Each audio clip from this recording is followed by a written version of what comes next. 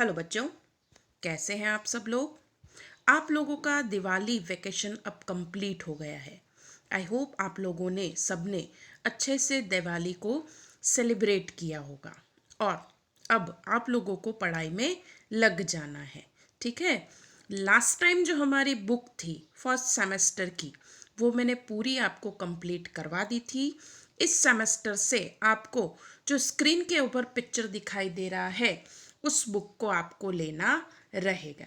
ठीक है, हिंदी में सेकेंड सेमेस्टर की ये जो बुक है उसका फ्रंट पेज मैंने आपको दिखाया है स्क्रीन के ऊपर। ये देखकर आपको आपकी हिंदी की बुक लेनी है।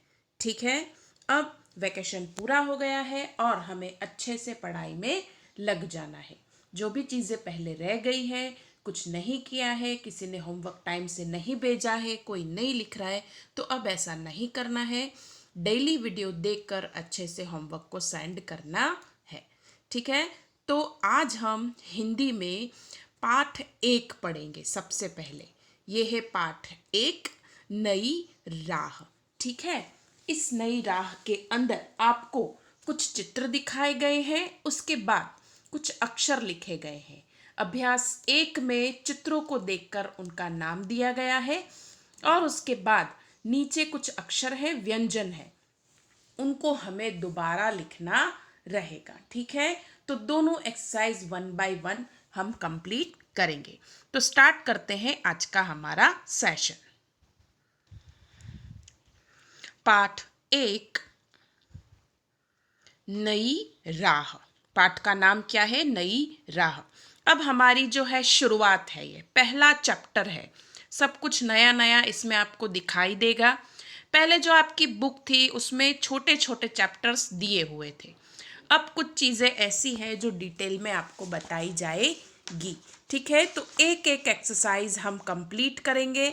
कुछ वर्णों को पढ़ेंगे, कुछ व्यंजनों को पढ़ेंगे, अलग अलग चीज़ों को हम पढ़ेंगे और हिंदी में किस तरह से ग्रामर में समझा जाता है हर एक चीज़ इसमें बताई गई है। आगे जब हम बढ़ेंगे तो अलग अलग पाठ भी आएंगे, उसमें से क्वेश्चन आंसर रहेंगे, अलग अलग एक्सरसाइज रहेगी, वो हम पढ़ेंगे। फिलहाल आज हम अभ्यास 1 पाठ 1 के अंदर उसे पढ़ेंगे। पहचानिए, पढ़िए और बोलिए। आपको पहचानना है, पढ़ना है और बोलना है। सबसे पहला पिक्चर है पतंग का, तो यहाँ पर लिखा है पतंग। ठीक है, उसके बाद उसको बोलना भी है पतंग, पतंग। उसी तरह से दूसरा पिक्चर है तोते का, यहाँ लिखा है तोता। ठीक है, और आपको बोलना भी है तोता। पहचानना आना चाहिए। ठीक है, जहाँ नहीं आता है तो वीडियो देखकर या किसी से भी पूछ कर भी आप पूछ सकते हैं, कह सकते हैं या बता सकते हैं कि ये पिक्चर किसका है। नेक्स्ट पिक्चर है मोर का, यहाँ पर लिखा है मोर। ठीक है, उसे बोलना भी है मोर। इसी तरह से दूसरा पिक्चर है घोड़ा, यहाँ लिखा है घोड़ा। ठीक है, ये एक जानवर है। पतंग हवा में उड़ती है, तोता एक पक्षी है, मोर भी एक पक्षी है, ये हमारा राष्ट्रीय पक्षी है। फिर है घोड़े का पिक्चर, ये भी एक जानवर है। उसके बाद है हाथी का पिक्चर, यहाँ लिखा है हाथी, हाथी भी एक महाकाय जानवर है। उसके बाद है घर, जिसमें हम रहते हैं, ये है घर लिखा हुआ। उसके बाद है रथ। ठीक है, यहाँ पर लिखा है रथ। इसमें ज़्यादातर लोग बैठकर सवारी करते हैं या भगवान को इसमें बिठाकर उनकी झांकी निकाली जाती है। उसके बाद है मोटर, यहाँ लिखा है मोटर, 4 व्हीलर जिसे कहा जाता है। फिर है पेड़, यहाँ लिखा है पेड़, पेड़ हमें छांव देता है। ठीक है, उसके बाद है पपीता, ये एक फल है, यहाँ लिखा है पपीता, जो कि काफ़ी फायदेमंद होता है। उसके बाद है टमाटर, यहाँ लिखा है टमाटर। फिर है डमरू, यहाँ लिखा है डमरू। टमाटर ये एक प्रकार की सब्जी है और डमरू जो है उसे बजाया जाता है। उसके बाद है ठठेरा, ये है ठठेरा लिखा हुआ। ठीक है, उसके बाद है छाता, जिसे बारिश में इस्तेमाल किया जाता है, यहाँ लिखा है छाता। फिर है सीढ़ी, यहाँ लिखा है सीढ़ी, जिस पर चढ़कर हम ऊपर की तरफ जा सकते हैं। फिर है सपेरा, यहाँ लिखा है सपेरा, जो कि सांप रखता है अपने पास और बीन बजाकर उसे डांस करवाता है। उसके बाद है थन, यहाँ पर लिखा है थन, गाय का जो दूध होता है वो उसके थन से निकलता है। उसके बाद है यज्ञ, यहाँ लिखा है यज्ञ। फिर है धनुष, ये यहाँ पर लिखा है धनुष, ठीक है। फिर है क्षत्रिय, तो यहाँ लिखा है क्षत्रिय, ठीक है। उसके बाद है ऋषि, तो यहाँ लिखा है ऋषि, जो कि वनों में रहते हैं। इसके बाद नेक्स्ट एक्सरसाइज जो है वो ये है, इसके नीचे वाली अभ्यास 2, देखकर सही रूप से लिखिए। आपको देखना है, उसके बाद सही रूप में लिखना है। इसमें एकदम परफेक्शन के साथ इसके जो एरोज हैं वो आपको नहीं दिख रहे हैं, तो उन एरो का इस्तेमाल करके आपको इन अक्षरों को कंप्लीट करना है, ठीक है।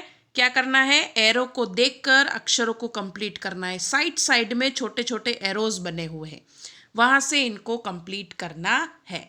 जैसे ग इस तरह से लिखा जाता है, म इस तरह से लिखा जाता है, न इस तरह से लिखा जाता है, र इस तरह से लिखा जाता है। फिर है श, स, ज्ञ, क्ष, व, प, श, ट, ठ, ड, ढ, त, थ, ध, घ, य, ह, छ, त्र और री, ठीक है। इनको किस तरह से लिखा जाता है, तो इसमें दिया हुआ है एरो, उसके हिसाब से आपको लिखना रहेगा। जब आपकी बुक आपके पास आएगी तो एरो के हिसाब से आपको लिखना रहेगा। जैसे एग्जाम्पल के लिए मैं आपको बताती हूँ,